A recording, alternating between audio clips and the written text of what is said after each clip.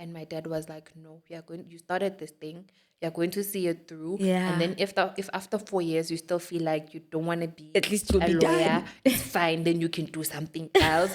So it taught me a lot about discipline and also seeing things through. Yeah. But also I was like, I have to be my own person. And for me, it was not a matter of, it sort of was like, this is what I knew and this is the path that we have to take.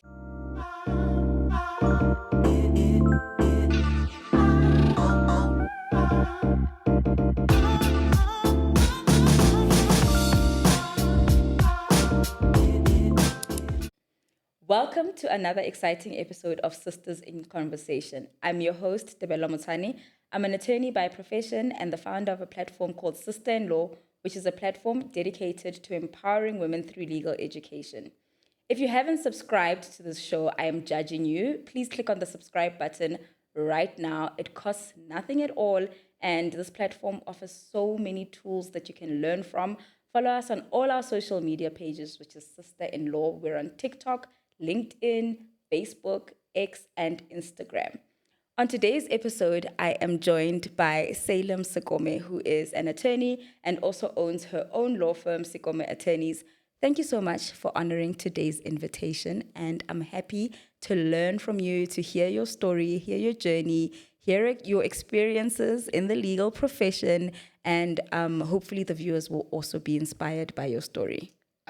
Thank you so much for having me, Debello. The pleasure is all mine. Fantastic. Are you doing well?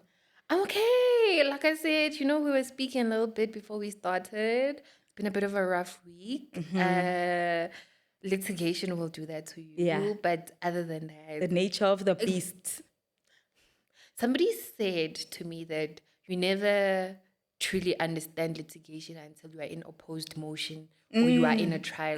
Default judgments, unopposed motions, that's nothing. Yeah, that's easy sailing. Nah, that's easy sailing. And yeah, now... So now you've met your match. No, now I've met my match. Now we are... now I've met my match. Yeah. But yeah, it's okay. I mean... Work is work. Work is work. And a girl must work. No, and a girl must work. And also, I was telling somebody, I was like, actually, for the first time, I'm actually quite excited about litigation. Because you need those matters. There's a little bit of a challenge. Yes, you need those matters that keep you on your toes. And it also grows you as a professional. It really does. Like I always say, even in school, in like primary and high school, whenever we had netball practice, and the one team would have to wear like the apron and the other team, but it was still people from your school. Yes. You didn't feel like it was much of a competition, right? Because it was just practice. But when you were faced with another school, you had to like put on your A game. Yes. And even when you didn't win, you learned new techniques. You really did. And you were so much better after it. So. I'm always happy for opposed matters because then I'm like, oh, I like the way they said this. This is what I'm going to do next time. No, and also like, it's like you keep what has been exchanged. And then when you go forward and you have a matter again, because always, remember, you're not always going to be for the applicant or sometimes you're going to be on the other side. And it helps to see also to see smart responses there. So you can be like, got it. I got it. Yeah, next and time. Then, and then you just and then you're like, okay. Yeah. So it keeps you on your toes, yes. And definitely overwhelming at first, but you get used to it. And here and there, you learn that sometimes being the sweet one isn't always great. No. And sometimes you have to be a pit bull. But the thing that I like saying a lot of the time is that we must always remember that our opponents, especially the attorneys, right? We are colleagues, guys. We are colleagues more than anything. We are going to meet again. So let's always remember that we are fighting for our clients and we are not fighting. I've always said this, and my clients have sometimes gotten angry at me about it, especially in court, because they don't understand, like when they see you speaking to the attorney on the other side, and then it's a matter of because they are fighting the person on the other side. Like, why are you laughing? So now it's like, I must be, and it's like, no, but my guy, like me and this person, we are colleagues. And even after today, we are still going to be colleagues. Like, even after and I'm going to need matter. a favor one day. I'm going to need a precedent. I'm going to be like, oh, you do competition law matters. Please assist me with this. Or Yeah. even if you never need anything, but it doesn't hurt to live in harmony with everyone. Like, and it's a small, it's not small, but it's small. You get to learn that Yeah, and when you're especially, in it. I mean, for us black girlies, right? It's important that we try to keep the sisterhood Yes. alive and really be open to learning from each other and teaching each other. Also calling each other out. Like, I'ma call you out if Yes. you misbehave. Yes. We need that. We need to hold each other as accountability partners, especially if you're doing it on your own. Yes, Right? you really do.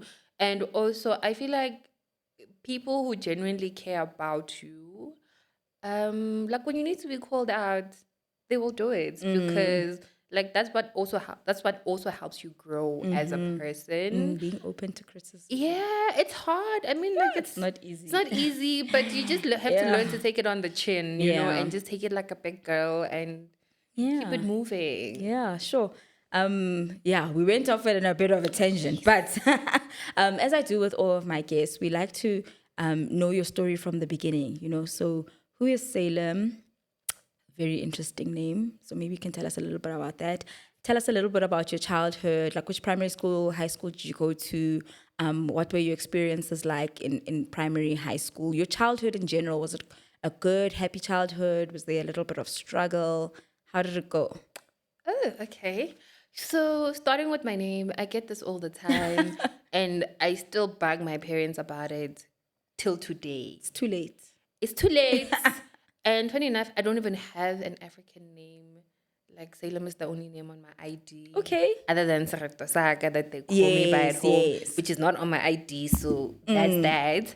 But yeah, guys, like it's a very interesting name, and they themselves they can't explain to me why they gave it to me. Okay. All they know is that it was there in the Bible and it's Hebrew, so it means peace. I guess I must have been a very peaceful child. Or I don't know, maybe I was meant to bring peace. I don't know what the story is. Are you a peaceful person when yourself, like right now, like No, in your life? No, generally, I believe that I'm a very peaceful Okay. person. Okay, then it I'm works one out. person. You're not chaotic. No, if you decide to be, you will be chaotic alone. Okay, Like, not alright. with me. Like, I can't. Okay. Yeah, so that's the thing about the name. So even I myself, I still don't know. I don't know, guys. Maybe You I know was, what? Advocate for peace. I'm happy with that. So my childhood, I'm one of three kids. I have an older brother and a younger sister. Middle child syndrome. I did have middle child issues for some time, guys, and I advocate for middle children. Whenever I meet somebody who has three kids, I'm like, don't neglect the middle child. Whatever you do, please don't. But I think I'm past them. And then generally, my childhood was quite happy. I was born and bred in the East Rand in a small town called Davidson. Attended school firstly at a school called Kgalema Primary School. So it was a school in the township for 1 year. And then thereafter, my mom moved me to an Afrikaner school. And it was called Bedfontein Lara School. And then after that, I was moved to another primary school because my mom actually got a job there. So it only made sense to have a kids where Is she your mom a was. teacher? My mom is a teacher. She still teaches. So then we attended Benoni Primary School. And then that was like the rest of my primary schooling. That's where it happened. And then I moved on to high school. So I went to two different schools. I went to a school called William Hill Secondary School for about 2 years, grade 8 and grade 9. And then grade 10, I moved to a high school called Willowmore High School, all in the East Rand. So yeah, Your life centers around the East Rand. my life centered around the East And Rand. how was it like making friends and keeping friends when you had such like a busy schooling career?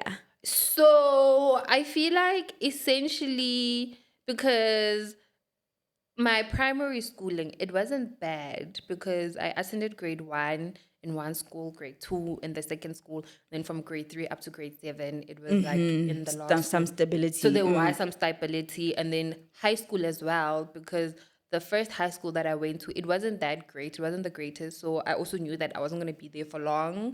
So it was sort of like a thing of like, I knew that, okay, I was just in transit. And then when I actually got to my last high school, well, the second high school, that's when I was able to start stabilizing more. But I was a very quiet child. So I think it's actually a bit of a shock now that You've come out. I've come out of my shell, and I don't think I made friends very easily, like even throughout all of that. Because I think even through high school, I had only had like one or two friends. Like I wasn't the type of person that rolled in cliques. I was that girl. If you went to the library, she was there. Like I was just A nerd. yeah, I was just, I don't know if I would say I was a nerd or I was just like still very much in my shell. But yeah, making friends was not like a very big thing for me. And then I think varsity is where I think I really started to shine and I really started to come out of my shell because that's where I started becoming more social. And luckily, I only went to one varsity. So Stability. stability. And how So- was it like being in school with your mom there? Was everyone always like, teachers, literal teachers' pets? No, I was not a teacher's pet. Guys, they always threaten to report us to our mom. And my mom is a very stern Christian parent.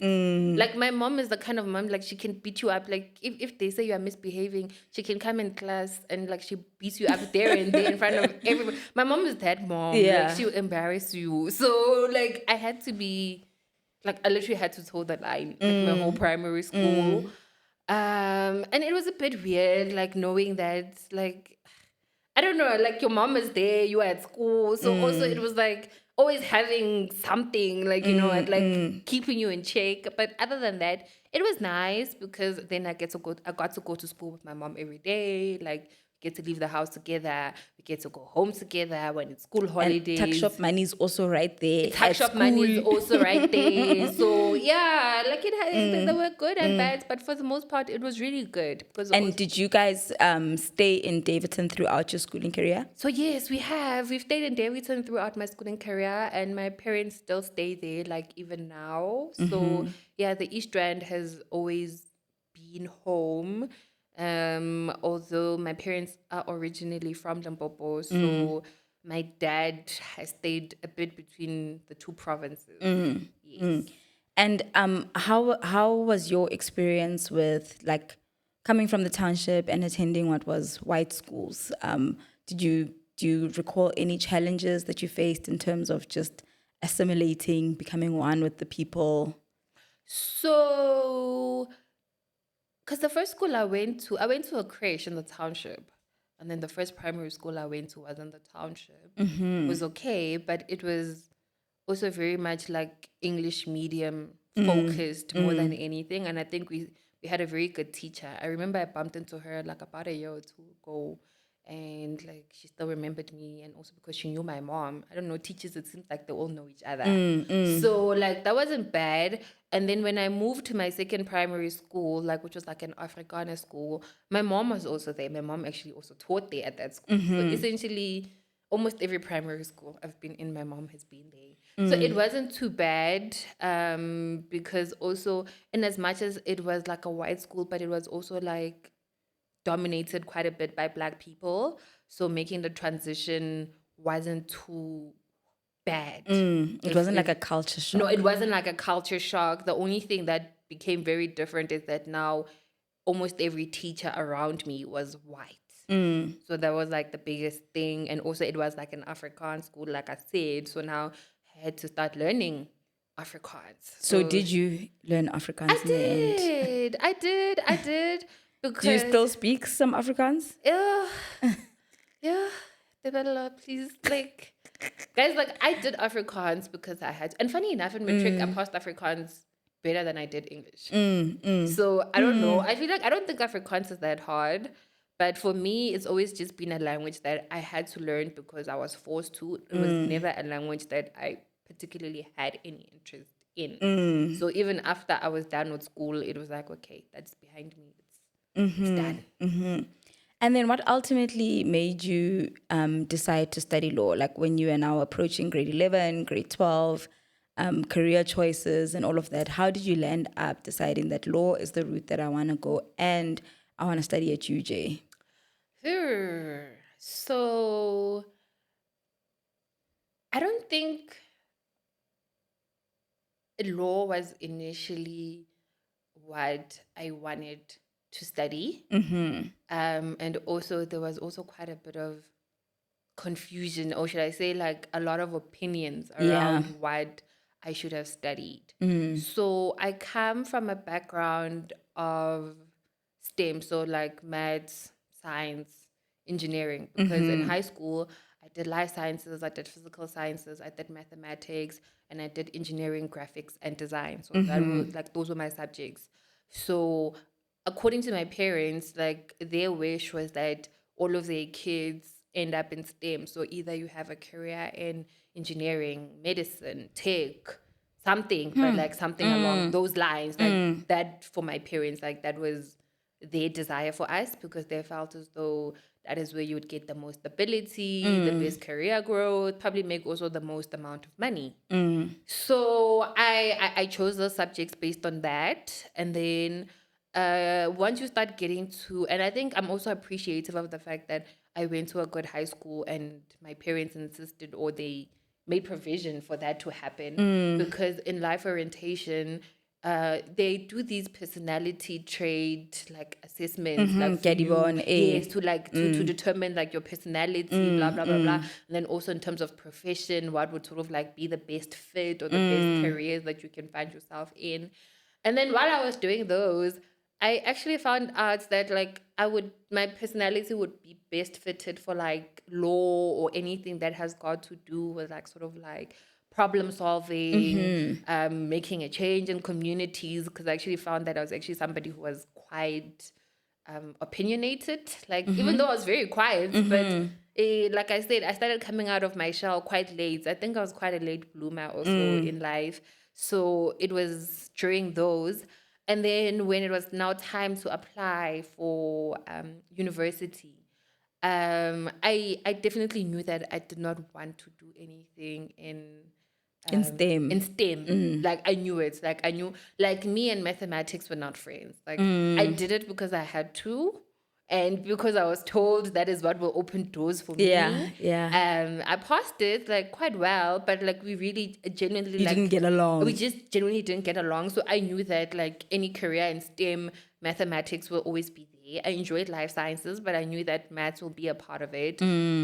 Physical sciences will be a part of it. So it was just like, no, it's a no-go for me. So that basically got rid of that. And then anything in accounting was also just a no, because Not me and gonna work, numbers yeah. were just a no. So basically that left anything like law, and then essentially, so that's what started guiding my choices when I started applying for university. And then I remember I got accepted at UCT. I was supposed to study economics, politics, and can't remember what else.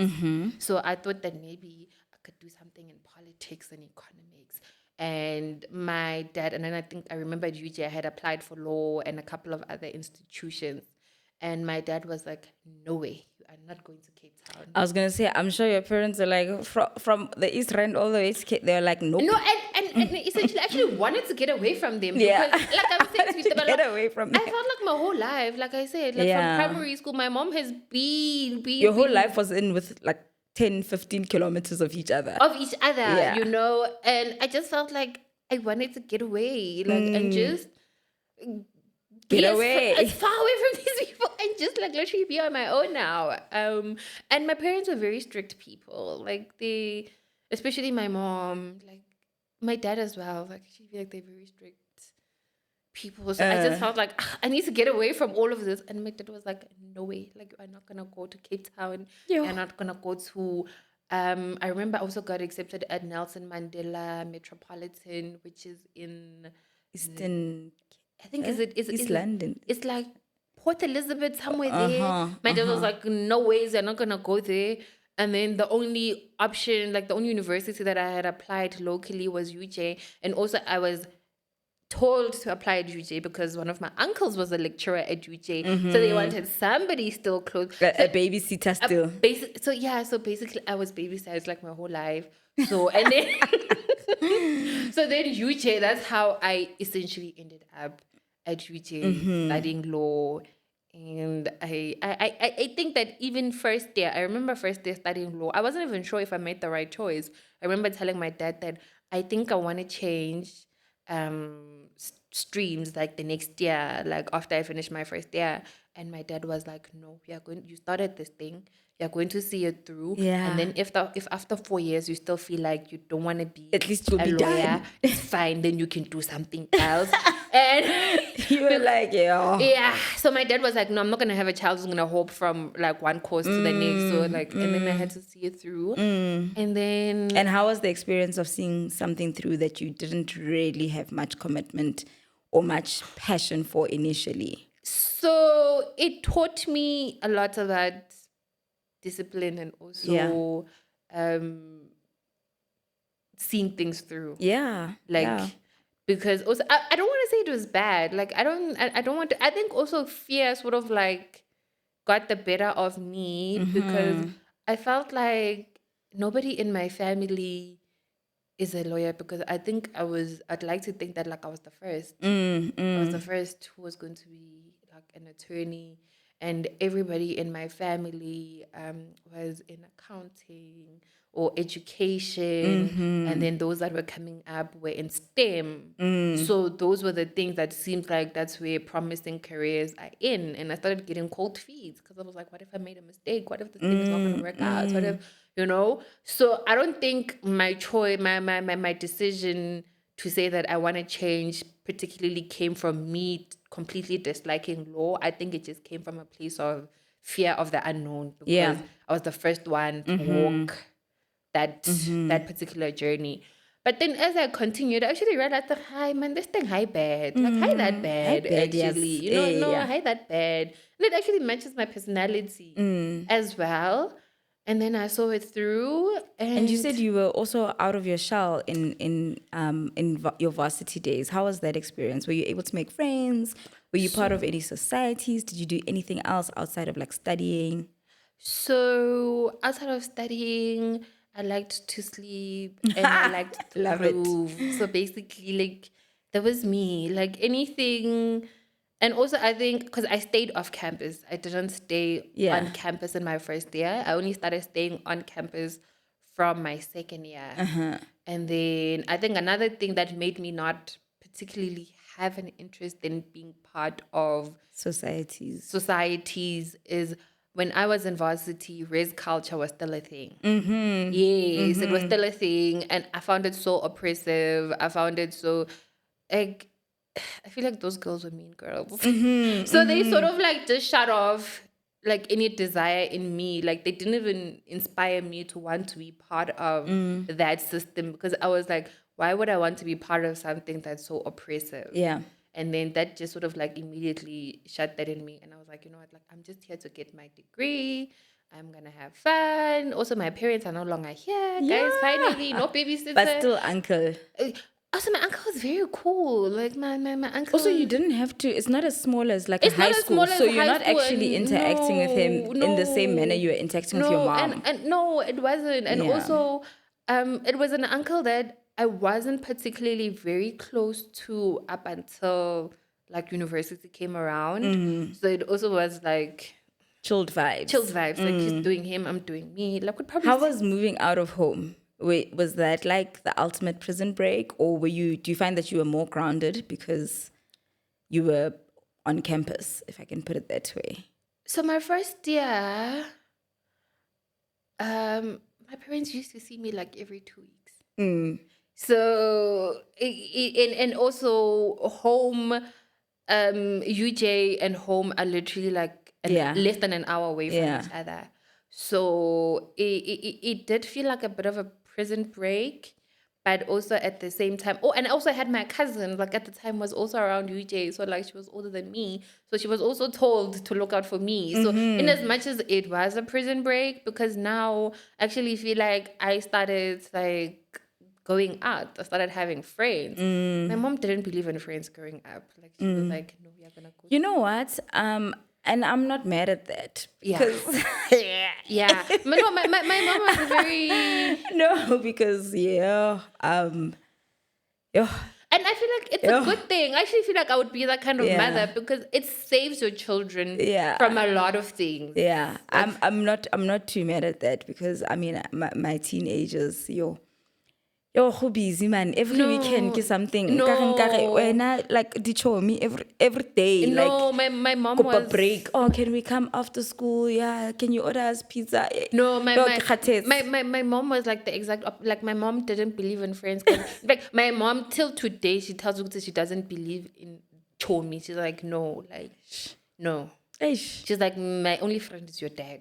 She's like, so what do you Mm. need friends for? Like, Yeah. yeah, my mom was like, Yeah, old so school parents, they just like befriend each other. I mean, I'm not about that life. I love my husband and everything, but man, I love my girls too. yes, you need to have like community. Yeah, Like you need community. Yeah. community. And I So suppose maybe for our parents, it was also easier to literally have a community where you stay.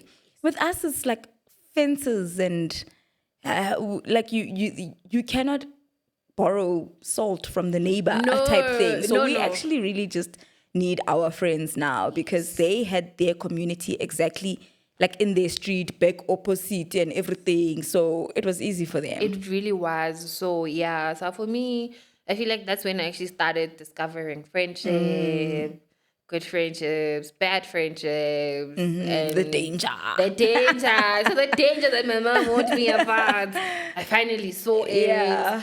But also, I was like, I have to be my own person, and I can't live my life based on what my mom Her her experiences. experiences. So it's my life and it's mine to live. And but yeah, because I don't want to like university was for me. Varsity was a blast. It Like was so much fun. I had so much fun. It was like Not I this don't ghetto. Not like this ghetto that we're in. Yo, no. varsity was great. In Varsity fact, was also a just like blast. looking back, high school was so much fun. Okay, for me it wasn't. Yeah, sorry, teacher's pet. Yeah, like For us who were prison broken, it was fun. yes. But for me, varsity was like I always tell people as like as if I could, I'd be a professional student forever. Like if It I was so could, much fun. it Yeah, was so yeah, fun. yeah. But obviously with maintaining the discipline, right? Yes, but still, because also in the same time, I always told myself, in as much as you're having fun, but always remember what your parents sent you here for. Yeah, Always remember what your yeah. parents are spending money on. And what you are there And for. what you are there for, and you are doing this for you and nobody else. So I Because think they're not always going to be around, right? no. So Or even if it's not necessarily funded by your parents, the opportunity to be in university, to just be in a tertiary institution of sorts, is never going to, it's not going to be there forever. no, and also I feel like it's a privilege, guys. Like in as much as yes, you worked hard and you deserved it, but it's a privilege that not many get to experience. So also just being appreciative of it, like irregardless of the fact that you are doing this for you, your parents are also doing this for you, but just having that opportunity because somebody out there would kill to actually have it. Absolutely, So absolutely. yeah, those were the things that also just helped to keep me And grounded. how did your penultimate and final years go, specifically from understanding the direction that you now wanted to take once you're done with your studies? How did you come to the decision that I want to pursue articles and not go in-house and like do a graduate recruitment program or try to explore pupillage? So I don't think enough was done to explain the opportunities that were there. There was no sustained law. Yeah, there was no sustained law. So, and I think we needed it. Like, we really needed it. And also, I think so the main push was that you have to do articles. And then if after articles... That is what our lecturers were stressing most That's of what the they were time, stressing, that you have to do articles, you have to become an admitted attorney, you have to practice, you know. And then it was a matter of if you then now want to go to the bar, then you can go to the bar.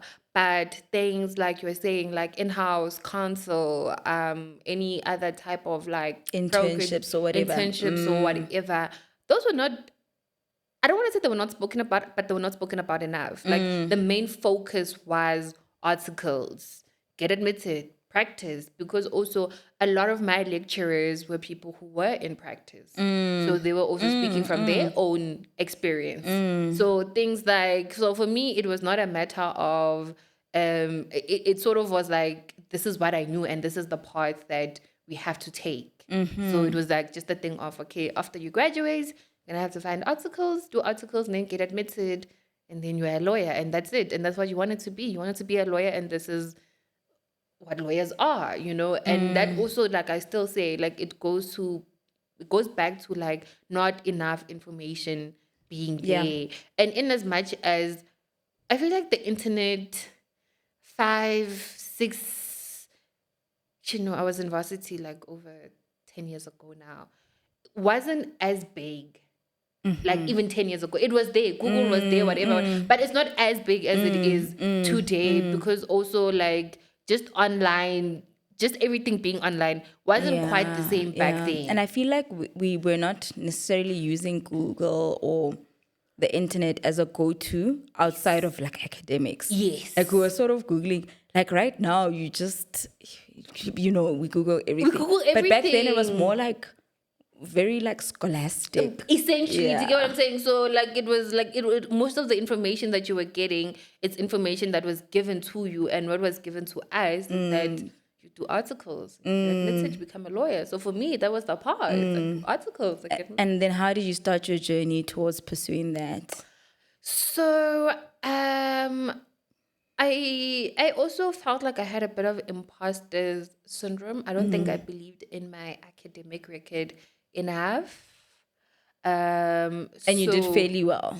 I did fairly well. Like I did fairly well, but I think when they start bringing the big law firms like for orientation and what Like career day, career days, and then they start telling you how they only take about 15 from all over the country, blah blah blah blah. And like I said, because the internet wasn't something that we used like as we use it today, you didn't realize that actually outside of the big law firms, there are other law firms as well, other like opportunities. other opportunities as well. So I think like I had a lot of imposter syndrome. So I was like, okay, I feel like I'm not gonna make the cut. And how did you get past that? Like, I just felt like once I graduated and I had my LLB, I just felt like, okay, Now you are competent. and to now I'm start the competent. search. Now I'm competent to start the search. So only then. Hey, when I'm risky, you left it.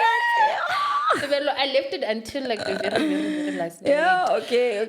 So that's when I decided to start looking for articles, and then actually started discovering what internships are, because my first job, I actually interned as a legal intern at the Road Accident Fund. Oh, lovely. And how was that experience? It was nice. It was really nice. How long was the internship? It was 12 months. It's a 12 months internship. How did you apply for it? The internet. Okay.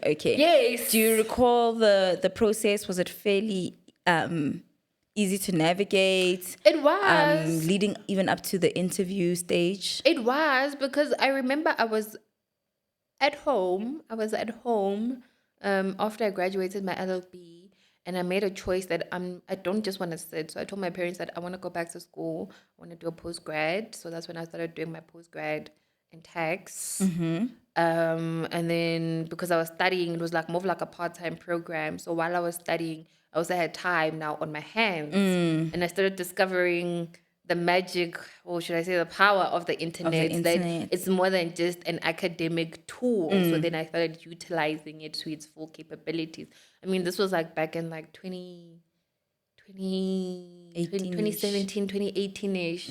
So, and then I saw a post that if you have an LLB, what, and then it was just a matter of sending an email, and I knew how to send an email because we did that.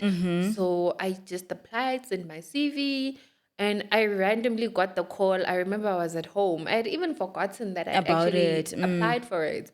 Then they called us in for the interview. The interview was fairly okay. Like it wasn't anything too hectic.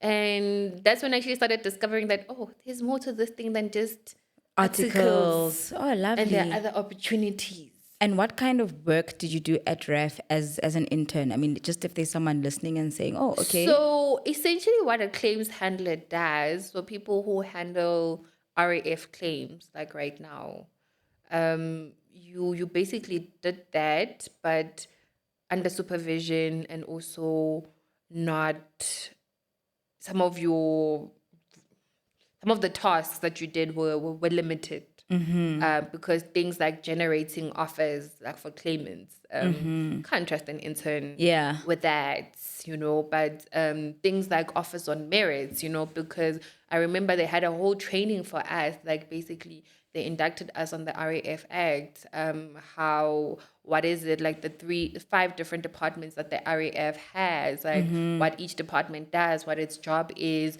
and you even have to write a test. I think you actually had to pass it with like over 80% for you to actually Continue. be deemed as somebody who qualifies then to be part of the internship program. So there was also training that they offered.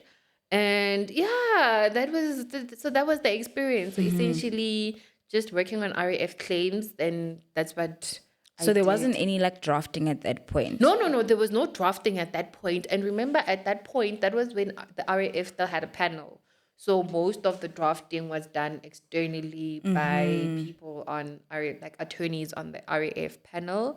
So internally, it was more administrative, and it was not litigious at all. Right? Okay. There was a litigation department, but also they were not drafting, they were not really. It was more like at like trial stage, like when matters are now like at trial stage, and then that's when they would get involved. Okay. Then after your internship, that's when you pursued articles. So during my 1 year of internship, I looked around and I realized that I want to have options, and if I stay here and I don't get admitted, my options are going to get limited. So I started looking for articles, and then luckily that same year I was able to secure articles. So the following year, then I was able to start my articles. Yes.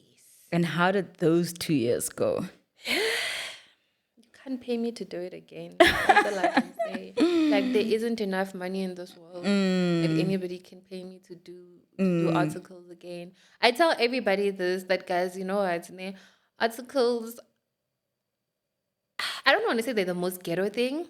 Depends on the environment you're in. I actually feel like it could be the best time of your life. Yeah. If you're in a great environment and you also open yourself up to learning. But for the most part, just take it as paying your dues back to society, and you just thug it out and you do it. Thug it out. You just thug it out Yeah. and you do it and Yeah. you get through it. Yeah. What was some of the challenges you as Salem experienced? Not talking about anyone else's experience or articles as a whole, because we don't know other firms. Maybe other firms they were like nice coffee machines and cafeterias and all of that. So number one, I sent my articles in a fairly small to medium sized law firm. I mean, there were like about close to 20 employees. So I'd say that's like Medium-ish. it's like small to medium-ish. Yeah. Like, it's not like very medium-ish, but it's also not like very, very small, And I remember at the time there were about 3 or 4 candidates there. So, it wasn't anything fancy, but it wasn't also the most smallest. So that was that. I think the first red flag should have been you must have your own car for us to hire you. That was the first red And that's still doing the rounds. That's still doing the rounds. And also, I understand why people who run law firms would want to hire candidates who have their own cars. Now that I am somebody who runs their own law firm, but I still think it's unfair. Absolutely. Because absolutely. That's already cancelling out so many. You are cancelling out so many competent people. So many competent people. And if I was not privileged enough that my parents could afford to buy me a car, what about somebody whose parents can't afford to buy them a car? Which is the reality of many Black South Africans. So already you are disregarding like a very big portion of the pool. Of the pool, do you understand? And now, meaning that now you're keeping law to like a select few. Yeah. And also the reason why they want you to have your own car as well, like if you actually look into it like closely, you get to realize that user like they just I'm want a messenger. I'm a candidate who's a glorified messenger, like essentially. And I mean, I still feel like it's important for candidates to be taught how to serve, how to file, because those are key Absolutely. things. Like you Yo. need them, but that can't. Guys, you learn how to serve, how to file. You do that for a month, and you know it. Like you don't need to do it longer than a month, you know. But now, when it's a thing of like your whole entire articles are going to, like, a big part of it is going to be that you're already putting that person like at a disadvantage, because you're taking away so much time, like that they could actually be in the office and actually learning from you, like the actual work that they're supposed to be learning. So that was like my first biggest Red flag. red flag, and also a thing like that I didn't like. But also it was an advantage, because then I never had to go directly, like start at the office. Like, so yes, I remember those days. I miss those days. So You sleep in a little bit longer. you sleep in a little bit longer. And also this was before court online became a thing. So high court opens at 9. So you'd sleep a little bit So longer. you can sleep a little bit longer and like get to court at like 9:30, like 10. Like, and it's And like, then get to the office at 12 and be like, and oh, you're like, court was so busy. so tired. Like, I had such a long So there was that. But in as much as that was nice, but you didn't get to realize actually how much you were robbing yourself, because the little bit of extra sleep that you got, you being at court doing whatever it is that you were doing, that's time that you actually could have been in the office and actually really learning. Yeah. Like, After now learning how to actually serve and file and all of that, there's time where you now need to learn the yes, work of the day. like the actual like work that like attorneys like now actually like really do, like, you know what, like as professionals and not support staff, like, you know. So yeah, that was like the first Were thing. you able to turn that around by literally just then taking initiative and asking for the work and being, well, you were already open to learning, but now were you being proactive about learning and in the form of actually asking for the work? So it seemed as though like there was certain work that was allocated for candidates, and then there was certain work that was just not Accessible. accessible, you know, because debt collection was a big thing. And I also feel like debt collection is one of those things, 2-3 months, a person can know the ins and Because outs. it's very like administrative. It's very like, Okay, here's a letter of demand. Here's a letter of This is how demand. much you want. And If this you don't is- pay, this is what will happen. Done. Someone's okay, they defend. Okay, if they Yeah. defend, this is what we do. If they don't defend, and a lot of them they go unopposed, like they're not defended. Default judgment, warrant of execution, blah blah. So like that's something that like 6 months, like you can start a matter, debt collection matter, and finish it. Like you have your judgment, you have your warrant. If the person doesn't pay, the sheriff executes. Like, so still that I felt like okay. And then now when you actually wanted to do a little bit more than that, it started becoming a bit of pushback. Like that's where like I started experiencing a little bit of pushback. And I feel like as well that kills your spirit as a person. That kills your spirit as a person, because you kind of feel like, okay, but like, why are there certain things that now like I'm not allowed to access them? And also the fact that, like I said, like I worked in a predominantly white law firm, and the candidates were black, but everybody else was not black. So it kind of started feeling like, okay, why is it that we're only good enough for this? Yeah, not cheap labor. You know, and then now it starts giving you those type of like ideas, and sure. it just wasn't. Yeah, it just wasn't a nice experience. So literally, if you wanted to learn, you had to fight to learn. And I feel like, which then like takes away from the whole point of articles, because the whole point of articles is to Just to actually learn and like learn as much as I can learn, not just like certain things like that we feel are reserved for you, like as a candidate. And also, I feel like this whole notion of BEE, guys, like, you know, I was reading an article the other day, and they were talking about how BEE was actually not created by black people, but like by the top 1%, and it was created to still fit, business models that made sense for their companies. Because I mean, Uh-huh. all you had to do was hire a few black candidates and And suddenly check the boxes. and now suddenly you qualify as a level whatever PE company.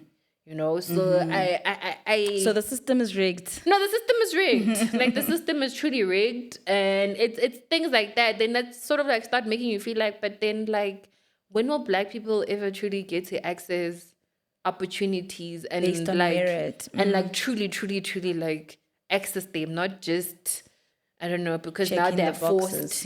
like now we are forced to be given some sort of a seat at the table, but still then you're not actually allowed to like to sit fully at the table. So you are in the car, but you're not driving. Yes, essentially. So Yeah. that was that, and yeah, like it was that. Yeah. And yeah, I don't know, man. Like also, I feel like our generation, we are a different breed of black people. I feel like the generation before us, they were very, like, they didn't push back as much as we did. And then like once you start pushing back, Oh, like woke. You are saying we are woke. basically, like they were not as woke as us. And once you start doing that, it starts like, But I always say, like the older generation, maybe some didn't push back, but in a lot of contexts, they are the ones who opened the door for where we yes, are. yes, So they there did. was, I mean, their pushback was different. No, right? their pushback was very different. They had their own Yes. wars and Yes. struggles and Yes. and trying to like even, I feel like they couldn't even get into like the yard, and now they managed to get in the yard and sort of like give us the key to the door type thing. So yeah, back to articles. Like I was still saying to you. So imagine like my articles, year one was that, and then year two, COVID hit like March. So everything pretty much shut down, and like courts also had to shut down because like we're in a whole global pandemic, something that we've never experienced. Sometimes I still feel like my articles were only 1 year, because the second year of my articles was Very like, yeah, chilled. Well, not a lot of action. not a lot of action, not a lot of action, and I feel like I didn't get to grow as much as I could have during my articles. But grateful that there was still a salary. But grateful that there was still a salary. Like that I'm truly grateful for, because also I feel like the legal sector was one of the hardest hit, because in our profession you only make money when you've worked. Like Like you you're work. billing, you must Yeah, bill. you work Yeah. and then you bill, and Yeah. you can't bill if you've not worked. Yo. And also our work, in as much as some parts of it were like essential services, like criminal litigation, but like for the rest part, civil litigation wasn't a very much of an essential service. So that took a very big knock. So I'm still very much grateful that they were still able to keep all of us, the doors. They didn't have to close, because also a lot of law firms closed during that time. But yeah, so it was quite an experience. And So I mean, I always say nothing is for nothing, right? So from whatever your experience was at the law firm where you did your articles to now starting your own thing, what are some of the essential skills that you learned during your articles that you think have really managed to get you the upper footing, if I can put it that way, of what you're currently doing in your own firm? so me having to fight, it helped me not become an entitled person. Fight for work, basically. It taught me not to become an entitled person, and it taught me that anything that I get, it's because of my efforts, and unless I put in the effort, I won't get it. So even now, when I started my own practice, I knew that if I don't fight for myself to get clients, I'm not gonna get the clients. Like I never felt entitled that the clients are just going to fall. Because for me, it was always a thing of, we must fight. Like we must fight. And then also I feel like I want to say the grunt work, like that they made us do, like the serving, the filing, the what. I remember like they would often say that if you don't come back from court with this file, or if you don't come back with this, don't come back, you're fired.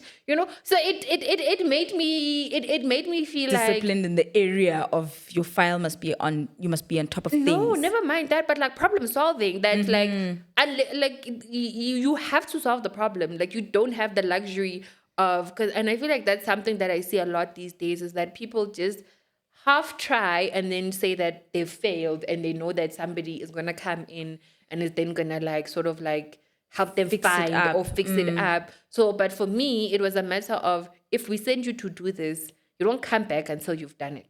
So like even now, like now in my practice, like I get to apply that I was like, nobody's going to come and save me, nobody's going to come and do anything for me. Like it's me. Like if there's a problem, or there's anything I want to see happening, I have to make it happen. So I feel like, in as much as I feel like it put me at a disadvantage, but there are certain fundamental character traits, or should I say character development, that it did. And I feel like those are some very key things that you need, like especially when you decide to be a woman firstly, and decide to start your own practice. So yeah, for me, in as much as like there were certain things I wish that could have changed, but I'm still grateful, because those things truly molded me today, and they've helped me to stay resilient, like even in my practice.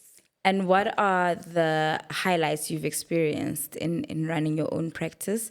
And also maybe let's also just touch on the low lights, or The highs and the lows. The highs and the lows, yeah. Because I mean the two, They go right? hand in hand. They go hand in hand. So when I started my firm, I had been unemployed for some time. So I literally started with zero. Like I literally watched myself, because I remember even when I went to open the business account, the first 500 like that they wanted at FNB for you to open a business account, my mom gave me that 500.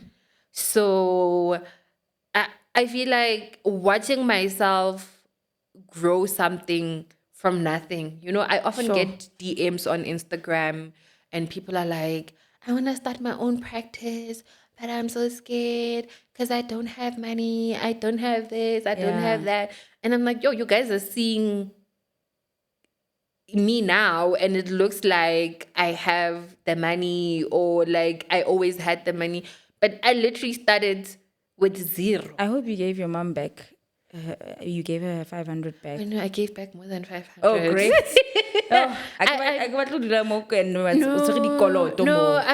I've given back. My mom scammed me 10,000 just now in January. Good. Like her 500 now has rewards. so that's why I'm like, I've given back more than 500 rands. Like trust me. Like, wonderful. Happy for mom. I've paid my dues, and I still feel like there's still more for me to do for her. Yeah. And there's still so much more I'm looking forward to doing for her. But yeah, like I think for me the biggest thing is having watched myself build out of nothing. from nothing. Like, and when I say nothing, I literally mean like nothing. Like I literally, every time, and I think that's what I sometimes I get a bit agitated with people, because it's like, and I also learned that the hard way, is that, and that's what also a lot of entrepreneurs will tell you, that it will never be perfect. If you feel like you need this, you need that, you need that, you need that for you to be able to start something, you'll never get there. You literally start with where you are and with what you have, and you build from there. Because I remember my first office, I didn't even have physical office space. I had a virtual office. Like, so literally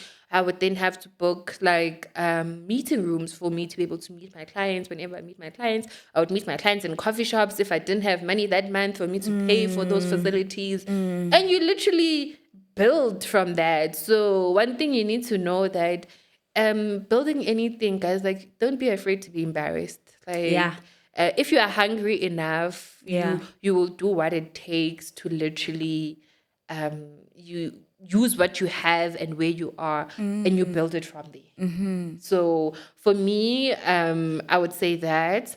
And then the biggest challenges that I experienced is that, oh guys, like, as a woman, And I don't think it's to the legal fraternity specifically.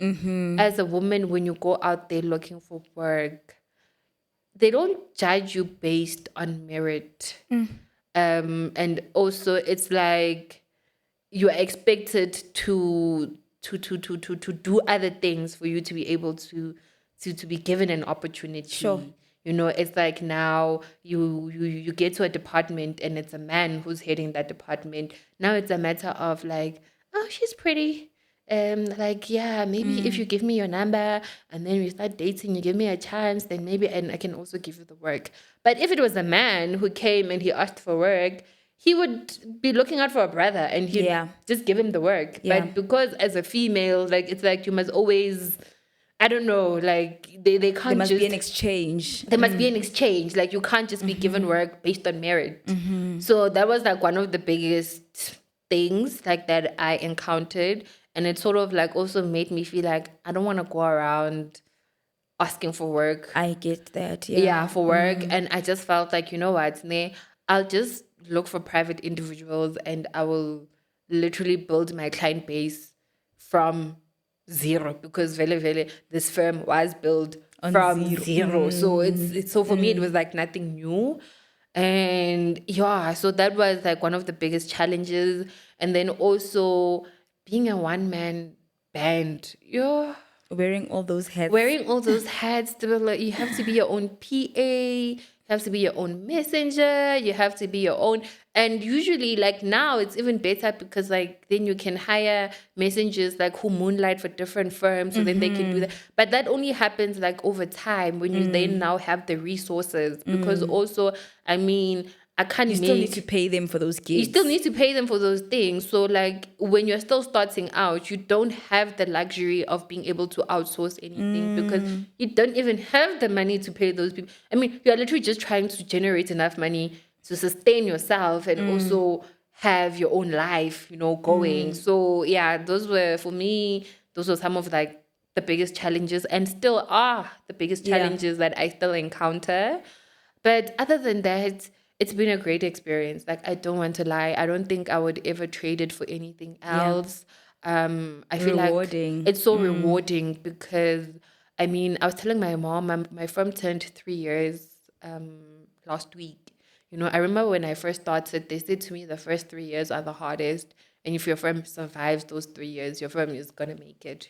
And I felt like year one was hard, like, and we got through it, started getting to year two, year three now. And I feel like it's just getting better and better and better. I love that. Yes, even though there are still challenges that we encounter, but I feel like it's getting better and I'm seeing like a difference, and it's only when I look back that I truly get to see how far we've come.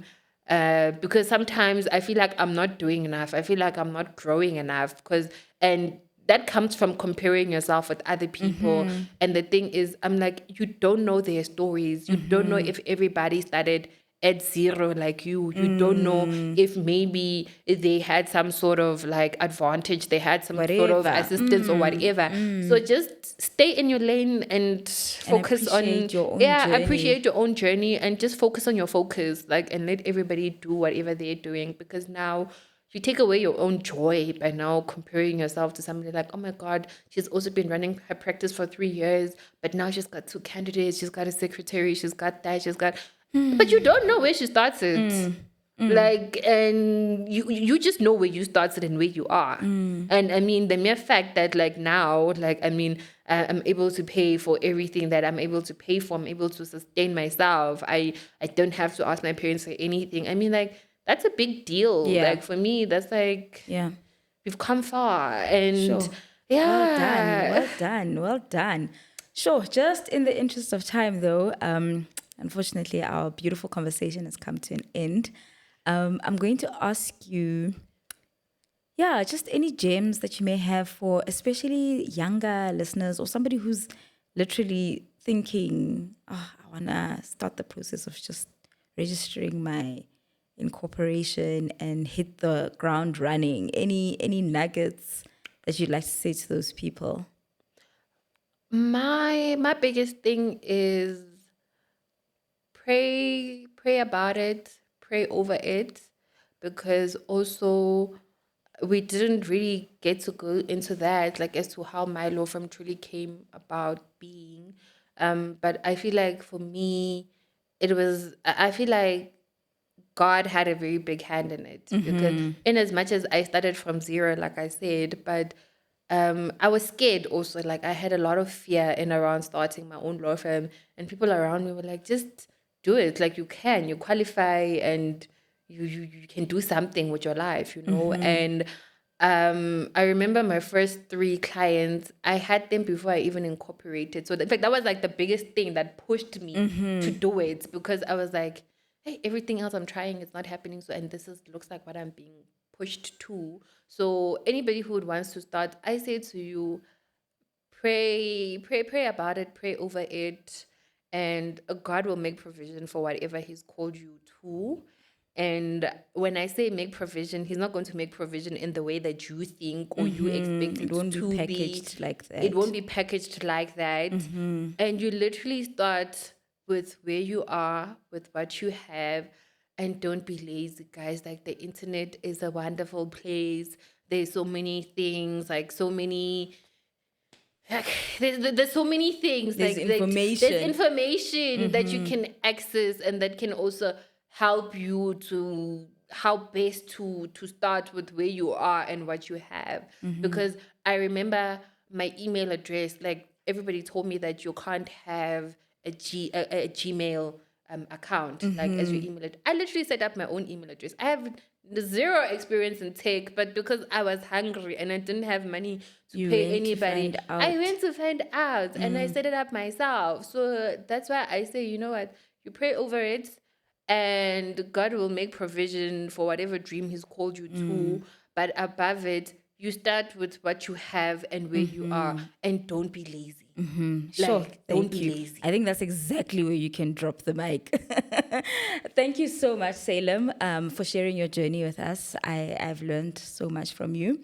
And I hope the listeners out there are also inspired by your story. Congratulations on 3 years. We're wishing you three times 30 more years in practice and just a beautiful and flourishing career. Thank you so much, Develo. Like, If you enjoyed today's episode, this is your reminder once again. Don't forget to subscribe to our YouTube channel. Don't forget to follow us on all our platforms, Sister in Law across the board. That's X, Instagram, LinkedIn, Facebook, TikTok as well. And don't forget the upcoming workshop on the 24th of May, Saturday, 24th of May.